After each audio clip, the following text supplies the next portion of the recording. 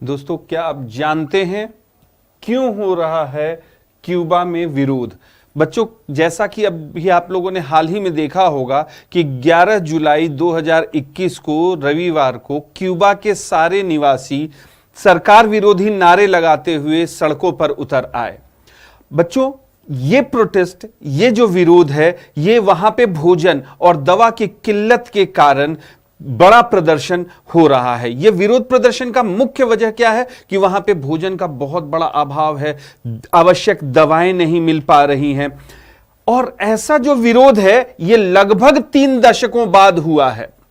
अगर हम लोग देखें तो इस विरोध का वीडियो सबसे पहले 11 जुलाई को आता है, जब एफबी पर लाइव होकर के हवाना शहर के दक्षिण पश्चिम में सैन एंटोनियो में कुछ लोगों ने प्रदर्शन प्रारंभ किया और इसका प्रसारण किया। हालांकि वो वीडियो बहुत जल्दी ही हटा लिया गया, क्योंकि क्यूबा में एकाधिकार वाली सरकार है और वहां जो सरकार है वो दमनकारी नीतियों पे कार्य करती है, वहां तुरंत हटा लिया गया। मगर उसके बाद शाम होते होते लगभग हर शहरों से ऐसे प्रदर्शन का वीडियो आना शुरू हो जाता है। और ये इससे पहले कभी भी वर्तमान 30 वर्षों में नहीं हुआ था। इससे पहले इसे 1994 में क्यूबा में देखा गया था, जब माल्केजानो का विद्रोह हुआ था और उस विद्रोह को इतनी दमनकारी तरीके से दबाया गया था और इसके कारण क्यूबा के जो निवासी हैं, क्यूबा के निवासी सड़कों से और जगहों से हटाए गए और वो लोग क्यूबा को छोड़कर जाने के लिए विवश हुए थे। अगर हम लोग इसके पृष्ठभूमि की बात करें कि इस विद्रोह का कारण क्या रहा है, इसकी पृष्ठभूमि क्या रही है, तो वर्ष 2020 में क्यूबा की आर्थिक स्थिति खराब होने लगी। हालांकि बच्चों, वर्ष 2020 में विश्व के लगभग सभी देशों की आर्थिक स्थिति कोविड में फैल रही महामारियों के कारण खराब होने लगी, मगर क्यूबा पे इस संकट का बहुत ही गहरा प्रभाव पड़ा और वर्ष 2020 में लगभग 11% तक उसकी आर्थिक कार्यकलापों में गिरावट आती है। और शुरुआत के दशकों में अगर हम लोग देखें और वर्ष 2021 में हम लोग देखें तो पहले 4 महीने में लगभग 3% की गिरावट उसकी अर्थव्यवस्था में आई है।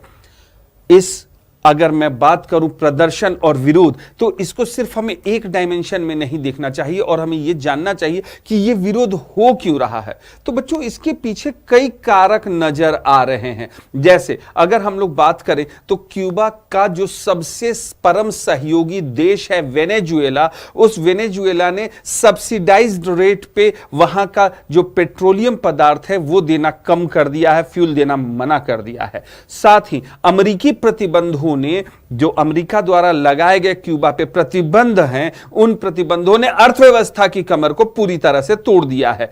और साथ ही अगर हम लोग देखते हैं तो कोविड महामारी ने न सिर्फ वहां की अर्थव्यवस्था, पर्यटन उद्योग को पूरी तरह से प्रभावित किया, बल्कि वहां के स्वास्थ्य सेवाओं में भी बहुत बड़ी गिरावट आई है।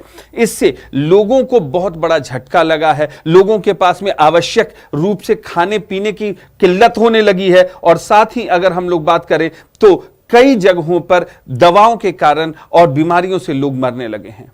मगर इसका सिर्फ यही एक कारण नजर नहीं आ रहा कि ये सारी कारण हैं, बल्कि वहां पे वित्तीय अनियमितताओं और वित्तीय मैनेजमेंट की अक्षमताओं ने आर्थिक स्थिति को बद से बदतर बना दिया है।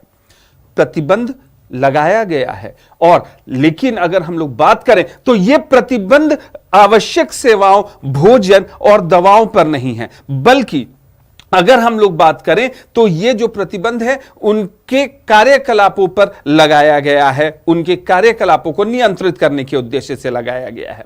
ये अभी का जो असंतोष है, बेसिकली ये सरकार के विरुद्ध एक असंतोष है, सरकार के कुप्रबंधन के विरुद्ध एक असंतोष है। अगर हम लोग देखें तो अभी हाल ही में जो क्यूबा है, क्यूबा में लोकतंत्र अधिनियम को संशोधित किया गया था और उसमें क्या किया गया था, उसमें कानूनी निर्यात को मंजूरी दी गई थी भोजन और दवाओं की। इसके कारण वहां पर बहुत सारे आवश्यक दवाओं की किल्लत होने लगी।